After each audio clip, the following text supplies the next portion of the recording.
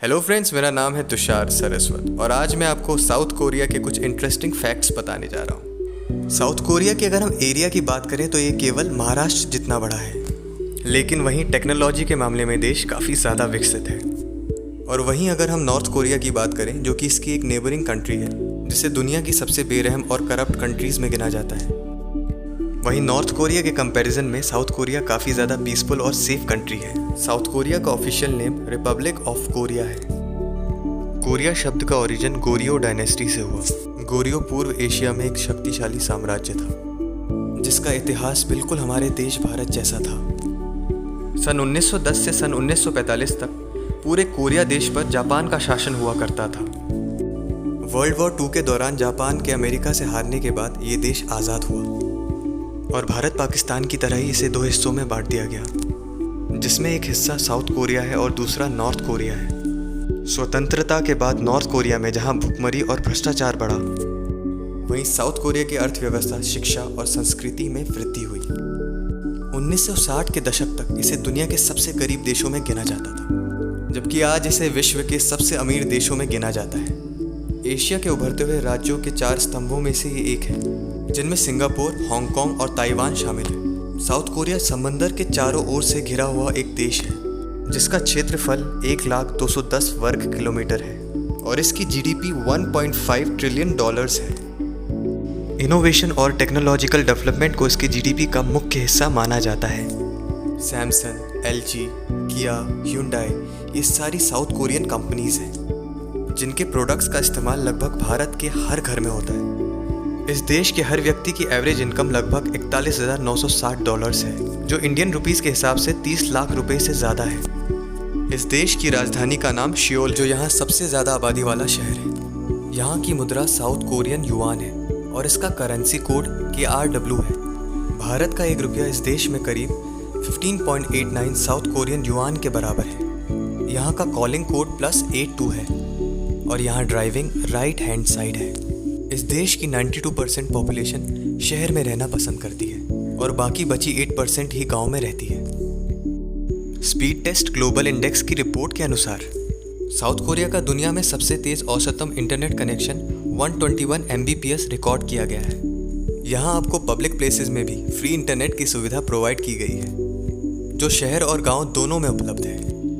इस देश की पॉपुलेशन 5.16 करोड़ है, जिसमें 28% लोग क्रिश्चियनिटी को फॉलो करते हैं, 15% लोग बुद्धिज्म को और 56% लोग ऐसे हैं जो किसी भी रिलीजन को नहीं मानते। इतनी ज़्यादा डेवलप्ड कंट्री होने के बावजूद भी इस देश के लोग अंधविश्वास पर विश्वास करते हैं। यहाँ नंबर 4 को अशुभ माना जाता है, इसीलिए यहाँ की बिल्डिंग्स की एलिवेटर्स में भी नंबर 4 के बजाय F लिखा होता है।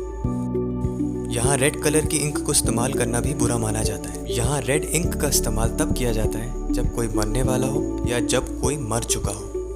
न्यू ईयर के दिन यहाँ लोग अपने बालों को भी नहीं धोते हैं। इसके पीछे ये माना जाता है कि ऐसा करने पर उनकी किस्मत भी धुल जाएगी, इसीलिए भी यहाँ के लोग एग्जाम से पहले बाल नहीं धोते। साउथ कोरिया को दुनिया का प्लास्टिक सर्जरी कैपिटल भी कहा जाता है, क्योंकि यहाँ लोग ऑन एवरेज सबसे ज़्यादा प्लास्टिक सर्जरी करवाते हैं। सन 2014 में यहाँ 9,80,000 से ज़्यादा प्लास्टिक सर्जरी के ऑपरेशंस दर्ज किए गए थे। अगर हम स्किन केयर और ब्यूटी की बात करें तो दुनिया में ये देश इस मामले में भी सबसे आगे है। स्किन केयर के साथ साथ मेकअप भी यहाँ की ज़िंदगी का एक इम्पॉर्टेंट पार्ट है। कोरियन पुरुषों के लिए मेकअप करना इस देश में आम बात है। यहाँ के पुरुष लगभग $2,000 सालाना मेकअप पर खर्च कर देते हैं। यहाँ के लोगों को स्पाइसी फूड खाना ज़्यादा पसंद है और अगर नॉनवेज फूड की बात की जाए तो यहाँ के लोग ऑक्टोपस को भी बड़े मज़े से खा जाते हैं। किमची यहाँ की ट्रेडिशनल डिश है, जिसे 150 अलग तरीक़ों से बनाया जाता है। साउथ कोरिया में बच्चे के पैदा होते ही उसे 1 दिन के बजाय 1 साल का माना जाता है, क्योंकि यहाँ के लोगों का मानना है कि बच्चा माँ के गर्भ में लगभग 9 महीने का समय बिताता है। इसीलिए यहाँ के लोग बच्चे को पैदा होते ही उसे 1 दिन के बजाय 1 साल का मानते हैं। यहाँ के लोग वैलेंटाइंस डे के बजाय 14 मार्च को वाइट डे सेलिब्रेट करते हैं, जिसको वैलेंटाइंस डे के समान माना जाता है। और यहाँ के सिंगल लड़के 14 अप्रैल को ब्लैक डे मानते हैं। इस दिन वो पुरुष जिनकी गर्लफ्रेंड नहीं होती वो नेल पॉलिश लगाते हैं और साथ ही ब्लैक ड्रेस और ब्लैक शूज़ पहनते हैं, और साथ ही वो उस दिन ब्लैक बीन नूडल्स भी खाते हैं। सन 1977 से 18 से 28 साल के बीच के साउथ कोरियन पुरुषों को कम से कम 2 साल की मिलिट्री ट्रेनिंग करना अनिवार्य है। यहाँ साइबर गेमिंग बहुत ज़्यादा पॉपुलर है, जिसकी शुरुआत भी साउथ कोरियन कंपनी सैमसंग के द्वारा की गई थी। इस गेम के टूर्नामेंट के लिए स्टेडियम तक बुक कराए जाते हैं, जिन्हें स्टेडियम पर बड़ी बड़ी स्क्रीन्स पर खेला जाता है। यहाँ के अगर हम सबसे पॉपुलर स्पोर्ट्स की बात करें तो वो है ताइक्वांडो। ये एक तरह का मार्शल आर्ट्स है जो यहाँ लगभग 2000 साल से चला आ रहा है। यहाँ इंसान की पहचान उसके ब्लड ग्रुप से की जाती है। यहाँ ओ ब्लड ग्रुप वाले इंसान को सबसे अच्छा माना जाता है।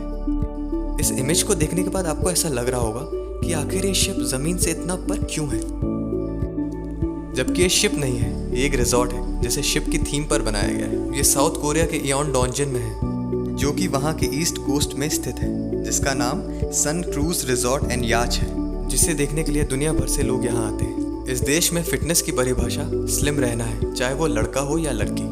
और अगर यहाँ मोटे लोगों की बात की जाए तो वो यहाँ ना के बराबर है। यहाँ टूरिस्ट ट्रैवलिंग के हिसाब से सबसे अच्छी जगह सियोल को माना जाता है। ऑफिशियली इसे स्पेशल सिटी के नाम से भी जाना जाता है। इसकी एक वजह यह भी है कि यहाँ सबसे ज़्यादा मिलियनियर्स रहते हैं। साथ ही साथ ये नाइट लाइफ लवर्स के लिए भी काफ़ी ज़्यादा अच्छी जगह है। तो दोस्तों, अगर आपको मेरी वीडियो पसंद आई तो प्लीज़ को लाइक, शेयर और सब्सक्राइब करें।